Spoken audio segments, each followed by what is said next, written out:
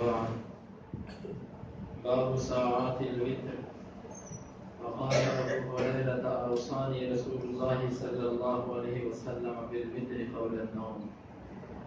حدثنا أبو النعمان قال حدثنا حماد بن زيد قال حدثنا أنس بن سيرين قال قلت لابن عمر أرأيت الركعتين قبل صلاة الغداة نطيل فيهما القراءة؟ فقال كان النبي صلى الله عليه وسلم يصلي من الليل مثنى مثنى ويوتر بركعة ويصلي ركعتين قبل صلاة الغداة وكأن الأذان بأذنيه. قال حماد أي بسرعة. یہ باب ہے وتر کے وقت کے بارے میں، اس کی گھڑیوں کے بارے میں۔ ابو ہریرہ رضی اللہ عنہ کہتے ہیں کہ مجھے رسول اللہ صلی اللہ علیہ وسلم نے وصیت کی کہ میں سونے سے پہلے وتر پڑھ لیا کروں۔ امام بخاری فرماتے ہیں کہ ہمیں بیان کیا ابو نعمان نے، وہ کہتے ہیں ہمیں بیان کیا حماد بن زید نے، وہ کہتے ہیں کہ ہمیں بیان کیا انس بن سیرین نے، وہ کہتے ہیں کہ میں نے ابن عمر رضی اللہ عنہ سے کہا کہ آپ مجھے خبر دیں ان دو رکعتوں کے بارے میں جو صبح کی نماز سے پہلے ہیں، ان دونوں میں قرات لمبی کر سکتا ہوں؟ تو انہوں نے کہا کہ نبی صلی اللہ علیہ وسلم رات کی نماز دو رکعتیں پڑھا کرتے تھے اور ایک رکعت وتر پڑھا کرتے تھے، اور آپ دو رکعتیں پڑھتے تھے فجر کی نماز سے پہلے، گویا کہ اذان آپ کے کانوں پر ہوتی تھی۔ حماد کہتے ہیں ای بسرعۃ، یعنی کہ نبی صلی اللہ علیہ وسلم جلدی کے ساتھ دو رکعتیں پڑھا کرتے تھے۔ یہ باب ہے کہ وتر کس وقت پڑھا جائے۔ وتر کا ابتدائی وقت غروب شفق سے، جب سرخی غائب ہو جاتی ہے اس وقت سے شروع ہو جاتا ہے، اور بعض علماء یہ کہتے ہیں کہ وتر کا وقت عشاء کی نماز کے بعد شروع ہو جاتا ہے۔ ہر دن میں ایک باریک سا فرق ہے جس کو یہاں بیان کرنا مناسب نہیں، باریک سا فرق ہے دونوں میں۔ بہرحال خلاصہ یہ کہ جب عشاء کا وقت، عشاء کی نماز اپنے وقت پر پڑھی جائے تو اس کے بعد وتر کا وقت شروع ہو جاتا ہے۔ اب وتر اس وقت سے لے کر اس کا آخری وقت ہوتا ہے فجر کی اذان سے پہلے۔ سحر کا لفظ جو آتا ہے سحر، وہ ہوتا ہے کہ فجر کی اذان سے تھوڑی دیر پہلے جو لمحہ ہوتا ہے، اتنا وقت کہ جس میں وتر پڑھا جا سکے، اس کے لیے عام طور پہ یہ لفظ استعمال ہوتا ہے۔ تو یہ مکمل رات اس کا حصہ رہتا ہے، جس طرح کہ عائشہ رضی اللہ عنہ کی روایت ہے کہ ان سے پوچھا گیا کہ نبی صلی اللہ علیہ وسلم وتر کس وقت پڑھا کرتے تھے، تو وہ کہنے لگی کہ نبی صلی اللہ علیہ وسلم کا وتر ساری رات ہی گردش کرتا رہا ہے۔ گردش کرنے کا مطلب کبھی آپ رات کے پہلے حصے میں پڑھتے، کبھی آپ رات کے درمیانے حصے میں پڑھتے، اور کبھی آپ رات کے آخری حصے میں پڑھتے۔ بعض علماء نے اس کی وضاحت کیوں کی ہے کہ آپ رات کے پہلے حصے میں اس وقت پڑھا کرتے تھے جب آپ کو کوئی تکلیف ہوتی تھی، رات کو اٹھنا مشکل ہوتا تو آپ عشاء کے بعد ہی تہجد پڑھ لیا کرتے، کیونکہ تہجد کے لیے راجح قول کے مطابق سونا ضروری نہیں ہے۔ جو لوگ یہ کہتے ہیں کہ تہجد وہ ہوتی ہے جو سو کے اٹھ کے پڑھی جائے، اس میں کوئی شک نہیں کہ آخری پہر میں پڑھی جانے والی افضل ہے، وہ افضل ہے، لیکن یہ نہیں کہا جا سکتا کہ وہ تہجد نہیں ہے جو عشاء کے بعد پڑھی جائے۔ عشاء سے لے کر فجر تک تہجد کا وقت ہوتا ہے، جو وقت وتر کا ہے وہی وقت تہجد کا ہے۔ تو نبی صلی اللہ علیہ وسلم جب کبھی طبیعت میں تکلیف ہوتی تو آپ پہلی رات ہی تہجد اور وتر پڑھ دیا کرتے تھے، اور جب کبھی سفر پر ہوتے تو سفر میں عربوں کا طریقہ ہی ہوتا تھا کہ وہ رات کا ابتدائی حصہ سفر کرتے تھے، جب رات کا آخری پہر آ جاتا تو اس میں وہ، کیونکہ رات ٹھنڈی ہو جاتی ہے آخری حصے میں، تو وہ گرم علاقہ تھا، ریتلا علاقہ تھا، تو جب رات ٹھنڈی ہوتی تو وہ اپنا پڑاؤ ڈالتے، اپنی سواریوں سے پالان اتارتے اور کہیں نہ کہیں وہ ڈیرے ڈال کر سو جاتے، اور صبح کی گرمی کی تپش سے پہلے پہلے وہ اپنی نیند پوری کر دیا کرتے تھے۔ سفر کے دوران ان کا یہ طریقہ ہوتا تھا۔ تو سفر کے دوران نبی صلی اللہ علیہ وسلم درمیانی رات نماز، یہ علماء کی بات میں کر رہا ہوں، یہ حدیث کے لفظ نہیں ہے، سفر کے دوران آپ درمیانی رات کو پڑھ لیا کرتے تھے۔ اور اس کے علاوہ آپ صلی اللہ علیہ وسلم کا معمول یہ تھا کہ آپ تہجد پڑھا کرتے تھے اور اکثر آپ کا جو وتر تھا وہ رات کے آخری حصے میں ہوا کرتا تھا۔ نبی صلی اللہ علیہ وسلم ویسے گھر میں رہ کر بھی آپ سے پوری رات نوافل پڑھنا ثابت ہے، کیونکہ نبی صلی اللہ علیہ وسلم وہ انسان تھے کہ جس کے دل میں نماز کی محبت ڈال دی گئی تھی۔ آپ جس طرح کی کسی بندے کو کسی چیز کی محبت ہو جائے وہ تھوڑی تھوڑی دیر بعد اس کام کو کرتا ہے، نبی صلی اللہ علیہ وسلم کو محبت کی نماز سے آپ تھوڑے تھوڑے لمحے کے بعد اٹھ کے وضو کرتے، نماز پڑھتے، پھر کچھ دیر سو جاتے، پھر اٹھتے، پھر نماز پڑھتے، پھر سو جاتے، جس طرح کی حدیث کے اندر یہ آتا ہے کا عمل۔ تو عائشہ رضی اللہ عنہ سے جب پوچھا گیا تو انہوں نے فرمایا ساری رات میں نبی صلی اللہ علیہ وسلم نے وتر پڑھا ہوا ہے، کبھی پہلے حصے میں، کبھی درمیانے حصے میں، کبھی آخری حصے میں، کبھی کسی وقت، کبھی کسی وقت۔ گویا کہ آپ کی زندگی میں پوری رات اس طرح آئی ہے کہ آپ کسی نہ کسی لمحے میں وتر پڑھتے ہی رہے ہیں۔ یہ ہے اس حدیث کا مطلب۔ اب سوال یہ ہے کہ حدیث اس طرح ہے کہ عبداللہ بن عمر سے سوال کیا انس بن سیرین نے کہ فجر کی جو 2 سنتیں ہیں کیا اس کے اندر میں لمبی قرات کر لیا کروں؟ سنت طریقہ یہ ہے کہ فجر کی 2 رکعتیں جو فجر سے پہلے پڑھی جاتی ہیں، پہلی رکعت میں قل یا ایھا الکافرون اور دوسرے میں قل هو اللہ پڑھی جاتی ہے۔ راوی نے کہا کہ کیا میں اس میں کوئی لمبی صورتیں پڑھ لیا کروں؟ عبداللہ بن عمر رضی اللہ عنہ نے اس کو جواب یہ دیا کہ نبی صلی اللہ علیہ وسلم رات کی نماز 2 رکعتیں پڑھا کرتے تھے اور وتر 1 رکعت پڑھا کرتے تھے، اور آپ صلی اللہ علیہ وسلم فجر کی نماز سے پہلے 2 رکعتیں پڑھا کرتے تھے اور آپ یوں پڑھتے تھے گویا اذان آپ کے کانوں پر چڑھی ہوئی ہے۔ مطلب اس کا حماد راوی نے یہ بیان کیا کہ نبی صلی اللہ علیہ وسلم فجر کی 2 رکعتیں بڑی ہلکی پڑھا کرتے تھے اور بڑی جلدی سے پڑھا کرتے تھے۔ وہ جلدی یقیناً ہمارے والی تو نہیں ہے لیکن جلدی ہوتی تھی، جس طرح کہ حدیث کے اندر آتا ہے عائشہ رضی اللہ عنہ کہتی ہیں نبی صلی اللہ علیہ وسلم فجر کی 2 رکعتیں جب پڑھتے تو میں سوچتی کہ آپ نے سورہ فاتحہ بھی پڑھی ہے کہ نہیں پڑھی، کہ نبی صلی اللہ علیہ وسلم کی یہ معجزہ تھا کہ آپ نماز کو مختصر بھی پڑھتے تھے لیکن جامع ہوتی تھی۔ ہم آج بھی اگر نماز کو پوری توجہ سے پڑھیں، آپ یقیناً اگر مختصر نماز بھی پڑھیں گے وہ آپ پر اثر چھوڑ کے جائے، لیکن اگر لمبی نماز ہو اور اس میں توجہ نہ ہو تو وہ نماز انسان کو سوائے تھکاوٹ کے کچھ نہیں دے کے جاتی۔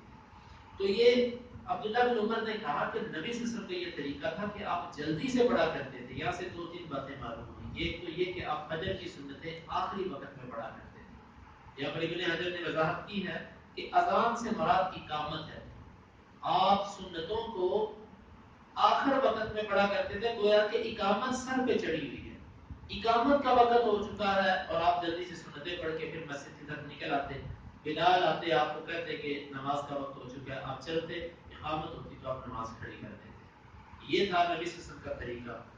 اب عبداللہ بن عمر رضی اللہ عنہ سے سوال انہوں نے صرف اتنا کیا کہ کیا میں اس میں کوئی لمبی صورتیں پڑھ سکتا ہوں؟ انہوں نے کہا نبی کا طریقہ یہ ہے، یہی محبت کا تقاضا ہے کہ جو عمل نبی صلی اللہ علیہ وسلم نے کیا اس کو اسی طرح کیا ہے۔ اب لمبی قرات کرنا ایسے ثواب ہے، ایک ایک عرب پر 10-10 نیکیاں ملتی ہیں، لیکن عبداللہ بن عمر نے کہا کہ نبی کا طریقہ جو تھا وہ یہ تھا کہ آپ بڑی جلدی سے پڑھا کرتے تھے۔ گویا کہ نجات اسی چیز میں ہے کہ نبی صلی اللہ علیہ وسلم کی پیروی کی ہے۔ اپنی طرف سے انسان جتنے مرضی اعمال زیادہ کر دے، اگر ان اعمال کے اندر نبی صلی اللہ علیہ وسلم کی اتباع نہیں تو وہ عمل اللہ کے ہاں قابل قبول نہیں ہے۔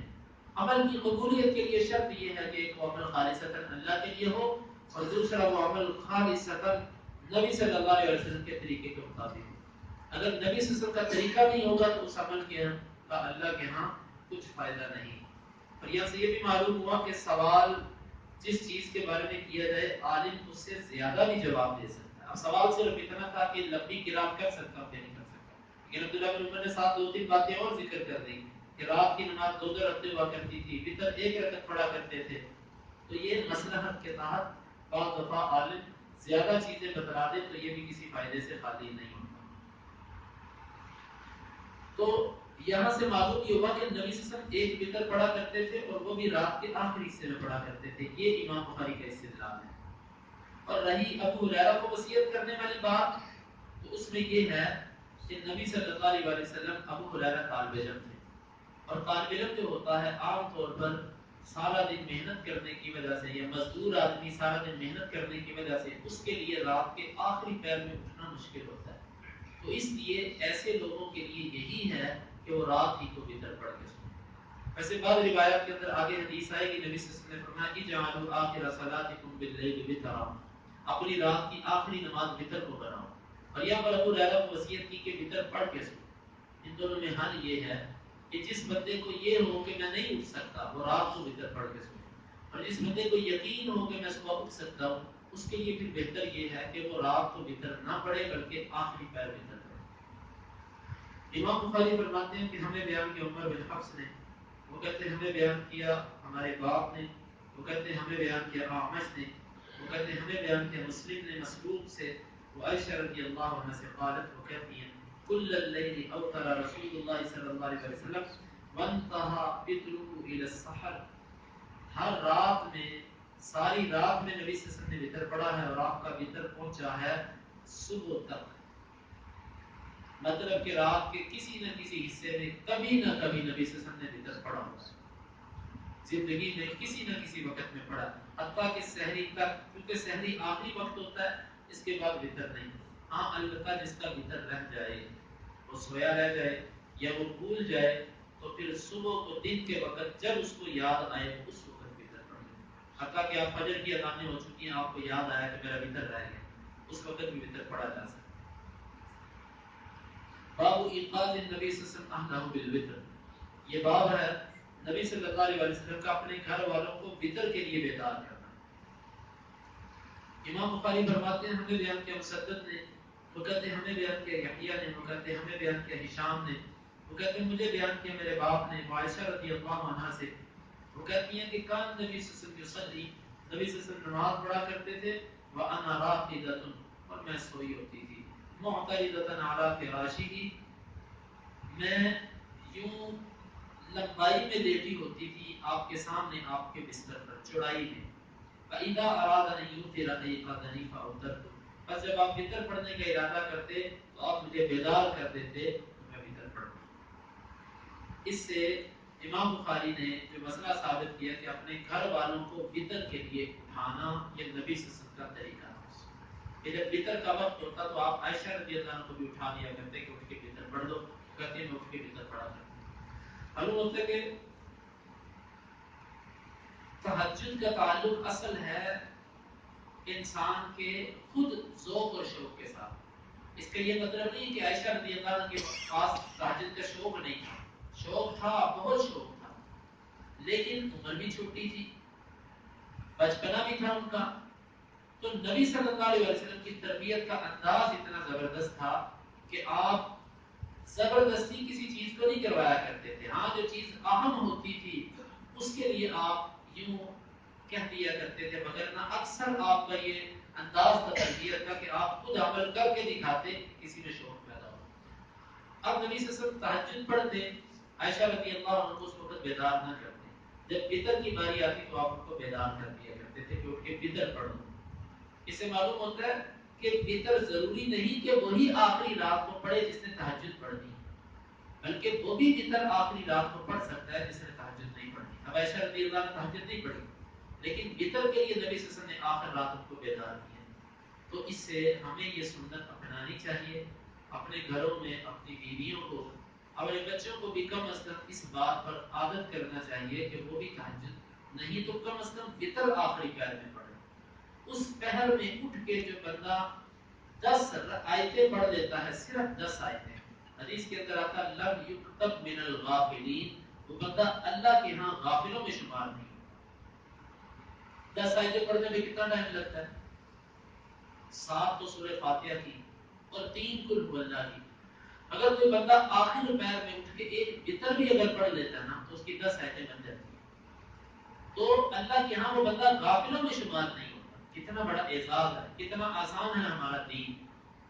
اور جو بندہ 100 جمع کر لیتا ہے، 100 آیتیں پڑھ لیتا ہے، وہ تو اللہ رب العزت کے ہاں قانتین میں سے لکھا جاتا ہے، فرما بردار لوگوں میں. اور جو 1000 آیتیں پڑھ لیتا ہے مقنطرین، خزانے جمع کرنے والوں میں لکھا جاتا ہے. تو یہ کم از کم ہمیں اس سنت کو اختیار کرنا چاہیے. وتر آخری پہر میں پڑھیں اور اپنے گھر والوں کو اٹھا دیں، اپنے بچوں کو بھی اٹھائیں، اپنی بیوی کو بھی اٹھائیں کہ اٹھو، اٹھ کے وتر پڑھ لو. یہ نبی صلی اللہ علیہ وسلم کا طریقہ تھا کہ جو اہم چیز ہوتی تھی اس کے لیے آپ بیدار کر دیا کرتے تھے. اللہ رب العزت سے دعا ہے کہ اللہ تعالیٰ کتاب و سنت کو سمجھنے کی اور اس پر عمل کی توفیق عطا فرمائے۔ اور اس سے یہ بھی معلوم ہوا کہ اگر اپنی بیوی یا کوئی چھوٹا بچہ بچی وغیرہ اگر سامنے ہو تو اس سے نماز نہیں ٹوٹتی۔ عائشہ رضی اللہ عنہا نبی صلی اللہ علیہ وسلم کے سامنے لیٹی ہوتی تھی اور آپ پیچھے کھڑے ہو کے نماز پڑھتے ہوتے تھے، اس سے نماز پر کوئی فرق نہیں پڑتا۔ اللہ تعالیٰ اس پر عمل کی توفیق عطا فرمائے۔ اللهم انفعنا بما علمتنا وعلمنا ما ينفعنا وزدنا علما۔ اللهم اقسم لنا من خشيتك ما يحول بيننا وبين معاصيك، ومن طاعتك ما تبلغنا به جنتك، ومن اليقين ما تهون به علينا مصائب الدنيا، متعنا اللهم بأسماعنا وأبصارنا وقوتنا أبدا ما أحييتنا، واجعله الوارث منا، واجعل ثأرنا على من ظلمنا، ولا تجعل مصيبتنا في ديننا، ولا تجعل الدنيا أكبر همنا ولا مبلغ علمنا، ولا تسلط علينا من لا يرحمنا، وآخر دعوانا